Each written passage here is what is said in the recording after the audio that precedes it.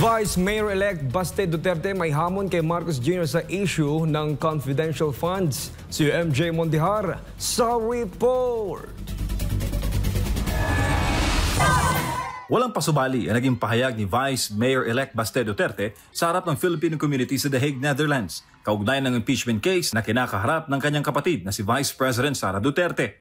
Wala man talaga sana akong problema, pero ginatawag nila magnanakaw yung kapatid ko dahil lang sa confidential funds na yan eh. Kasabay ng kinakaharap ng impeachment proceedings si VP Sara ay ang issue ng umunoy agaran at maling paggamit ng 125 million pesos na confidential funds ng OVP noong 2022. Ngunit ayon kay Vice Mayor-elect Duterte, kung pagbabatayan ang transparency at laki ng pondo, mas mabigat anya ang pananagutan ng Pangulong Marcos Jr. Ngayong taon, umaabot sa 4.56 billion pesos ang alokasyon ng Office of the President para sa confidential at intelligence funds, samantalang walang inalaan ng ganitong pondo para sa Office of the Vice President. Dahil dito, inalintulad ni Duterte ang bilyong pondo ng Pangulo sa 125 million peso confidential fund ng OVP at nagbigay ng tanong sa publiko.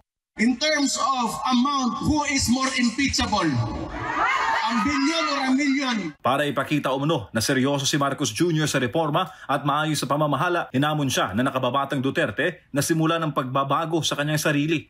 If you want to make a change, it should start with you. Kung sinasabi ka na nitong Marcos na ito na masama may confidential funds, then it should start with him, pababa, so that he will be the example that we will follow. Nasa kamay na raw ng Senado ang susunod na hakbang kaugnay ng impeachment trial ni VP Sara. Ngunit sa harap ng daan-daang miyembro ng Filipino community sa The Hague, muling giniit ni Vice Mayor Duterte ang kanyang mensahe laban sa pamahalaan. And yet, you are sinisingle out mo yung isang tao. Ano ibig sabihin nun? It's because of politics. Para sa Diyos, sa Pilipinas kung mahal, MJ Mondihar, SMNI News.